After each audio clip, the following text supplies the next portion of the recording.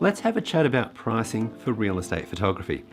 Now, if you're charging $100 for a photo shoot, then you could be making as little as $14 for your time spent shooting and editing one property. And if it takes you 4 hours to cover traveling to the house, shooting, editing and delivering the photos, then you're making $3.50 per hour. Okay, so how did we get to that value? Well, let's dig into this and look at it in detail. And what we need to do first is work out what your costs are for doing each individual photo shoot. And I'm only going to cover the basics here, so your own costs may be higher or lower than this. So you might need to work out some of those for yourself, and we'll talk about that later. So we're going to start by working out an average fee and an expected number of jobs that you'll be doing in a 12-month period. Now I'm going to do this by assuming a really low fee of $100 per photo shoot. So hopefully you're charging a lot more than that. I know that there are lots of photographers out there with really low rates. And so I just wanted to show you an example of a very low fee and how much of a problem that can be. So we're going to assume that you're charging $100, you're doing 2 photo shoots per day, and you're doing that for 45 weeks per year. Therefore, the total per week is $1,000 per week and $45,000 per year, and that's for doing 450 photo shoots per year. Now let's look at your other costs, and one of those will be camera gear. So in that, we need to cover the upfront costs of your gear and the anticipated replacement costs over time, and it needs to cover all your gear, so main camera bodies, spare camera bodies, lenses, flashes and tripods.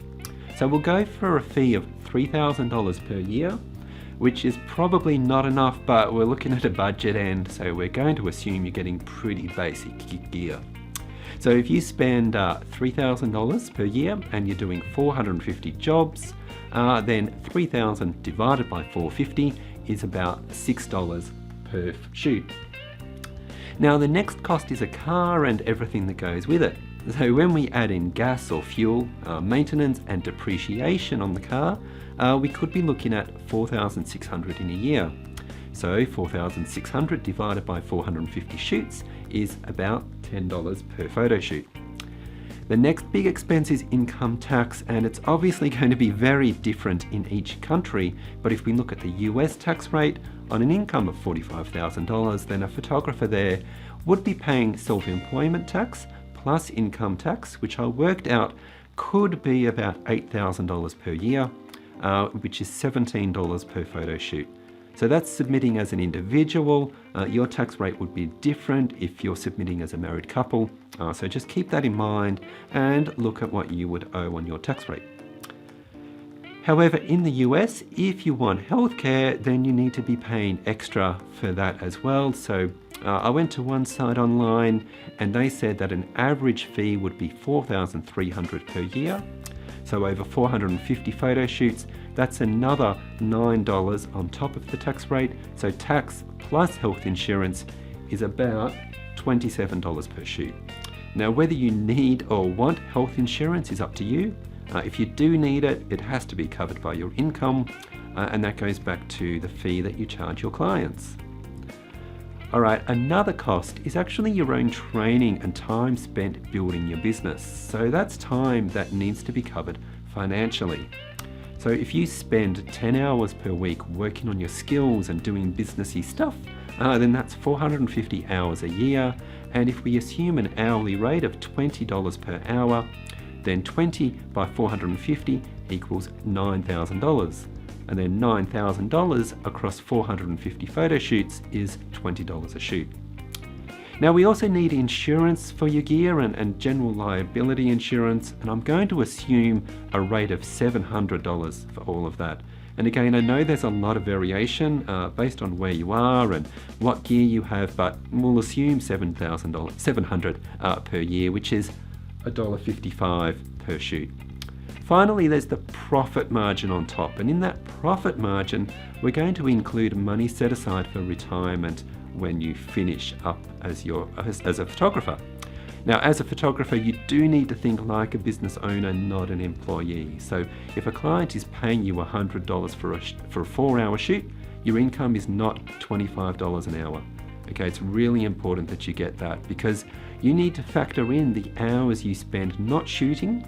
You need to include your retirement contributions, and you need to plan ahead for when things go bad, as they often will. So that's why it's important to include some fat in your photography fee, some profit margin, because you're going to need to access that one day. So in our example, I'm going to assume a profit margin of 20%, and that includes about 10% for retirement and about 10% for your profit. So 20% of a $100 photo shoot is another $20 that needs to be covered by each photo shoot that you do. Okay, so let's look at all of our costs, and I think you'll see how expensive these photo shoots can be for you. So here's our list for this example we're doing today. We've got camera gear is $6.67. Our car costs are about $10 per shoot. Income tax and health insurance is about $27 per shoot. The cost of training and time you spend doing business operations is $20 per shoot. Insurance for our camera gear is about $1.55. And the profit margin to set aside for later is another $20 per shoot. So the total for all of that is $85.77.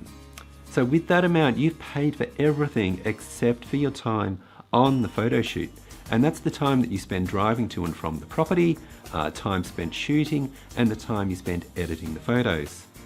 So if you charge the client $100 and your costs are $85, then your time is worth about $14 per shoot. So let's assume then that you spend 4 hours driving, shooting, and editing. Then that's an hourly wage for you of $3.55. So that's less than the unemployment benefits for someone in Mississippi. Okay, it just doesn't make sense. It is actually a little better than this, because you're also getting $20 that's included as profit, plus another $20 to cover the costs of your training and business operations, which all up, that's about $54 a shoot. But your profit is something that should be set aside for later. Okay, it's not something we should use this week to pay the rent or something. So although it is your money, I think it's best if you include that profit margin, if you don't include that in your numbers, for what you make on a shoot. So when we do that, we can see that charging $100 per photo shoot, it's just not sustainable.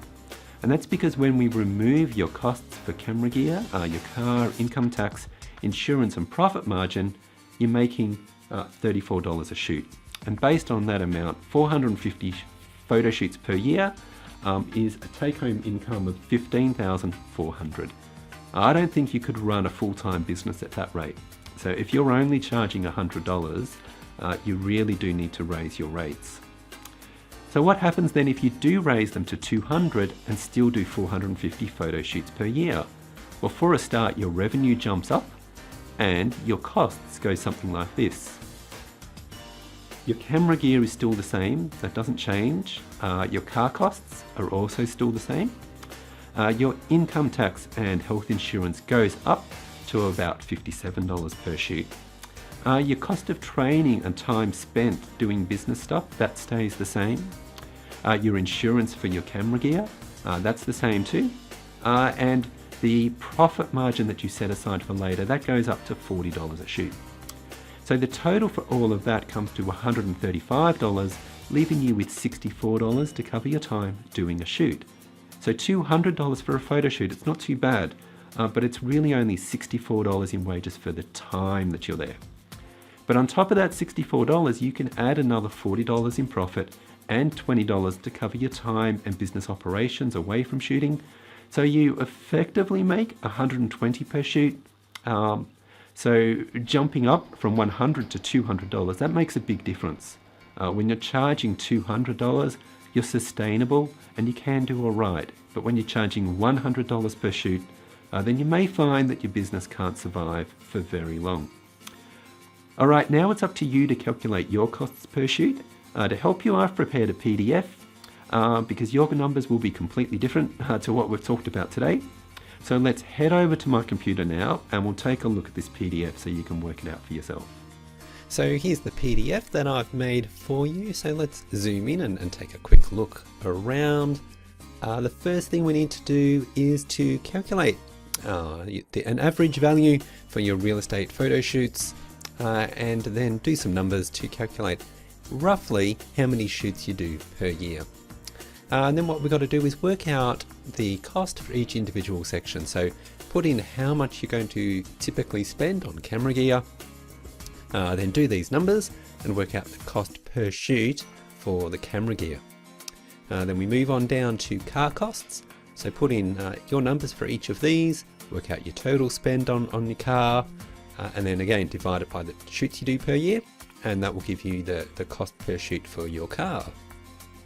Moving on down then to income tax. So you might need to look up a calculator perhaps online for income tax in your region.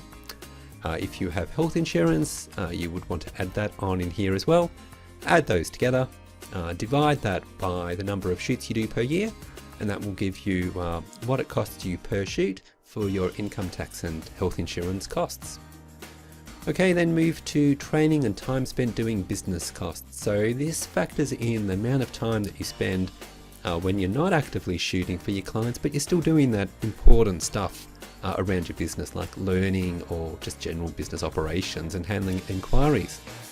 So put those numbers in there, calculate what you spend per week on training and business ops, and then do the numbers to work out what it costs you per shoot for that side of things. Then moving on down, we've got equipment insurance. So look at your numbers for what you've spent in the past and put a value in here for what it costs you per year for insurance.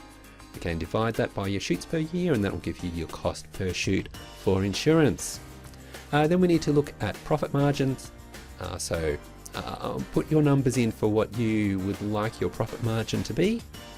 This will kind of explain what it is you need to do there, so that you can then work out your average cost per shoot that you need to set aside for your profit and retirement savings and things like that. Then what we do is we come to our total cost per shoot. So get all of those numbers that you've just worked out, put them on each line through here, add them all up, and that will give you your total cost per photo shoot. Then what we need to do is look at your hourly rate. So take the average value of your real estate fee, subtract from that your total costs, and this will give you what you're making for your time doing the photo shoot. So then what we want to do is calculate your current hourly rate, and if that's not high enough for you, then what we can do is put in what you want your hourly rate to be, and do the numbers there to work out what you want to earn in total for your time spent doing a particular photo shoot.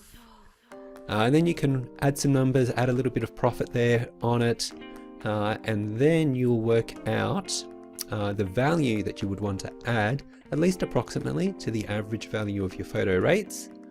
Now that's going to vary depending on the size of your various photo shoots. So we can then work out a percentage increase by putting the numbers in here. It's all fairly self-explanatory. Drop the numbers in, and then you've got a value, a multiplier value, that you will then add to each of your current prices for your different packages. So come down in this table, write in your photo shoot name. So you might have a basic shoot and then maybe a premium level shoot or something like that. Put in your price, add in your multiplier value, multiply them together to get what your new price needs to be. So then that will give you a really good idea of what changes you might need to make to your prices so that you're covering all of your costs, you're making a good profit, and you're being suitably paid for that time that you're spending doing each of those photo shoots. Alright, now perhaps you're freaking out because you've looked at your numbers and now you're not quite sure how you're going to make any real money as a photographer. Well, first of all, the good news though is that at least you know your numbers now, and so you have a chance to do something about it. Okay, that's a pretty big deal. That's the first big step. The bad news though is that you're actually going to have to do something to change things. If you put in that hard work, then you're going to do really well, but you got to do it. There are photographers out there doing really well in competitive, price-sensitive markets, So this is by no means an impossible situation. It can be done, and I've got a few options for you. One is that you could do more photo shoots each day. Aim for 4 photo shoots instead of 2, and that makes a really big difference. You might need to change how you work, but you can do that. So what you need to do then is start reaching out to new prospects so you can get more clients. 2 is that you could raise your prices, and as we looked at today, that would instantly increase the wage that you earn from each individual shoot. So how successful you are with that though, that goes back to our discussion on positioning your business, which is something that we spoke about a few weeks ago. 3 is you could diversify your client base and work for other businesses outside of real estate, which is something I spoke about recently as well. So if you were to do one big shoot for a commercial client each month, and you're charging $1,000 for that, then that's an extra $12,000 per year, and that can really help just to balance out those lower rates that you're charging for real estate photography. All right, so are you starting to see now how all of this fits together with what I'm talking about in this video series? So I'm talking about the way you position your brand in the market. Having a diverse client base and also knowing how to shoot well enough for what you're doing and how to lift the standard of photography depending on the situation that you're in. Okay, so I hope you're seeing how all of this fits together. Okay, as I've been saying in this video series, success as a photographer is a combination of just positioning your business the right way, having a diverse mix of clients so you're not reliant on one client or one industry, being able to move from delivering good enough photos through to the best photos, and then having a pricing structure that rewards you for your time. Now, here's what I want you to take away from this particular video.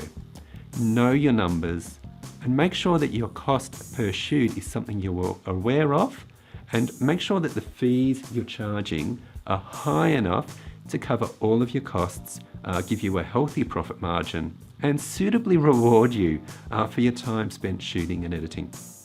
Now we're going to talk more about marketing in next week's video, so we'll cover a few of these things then.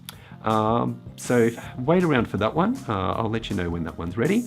In the meantime, this has been Darryl Stringer, and I'll see you again soon. All right, bye for now.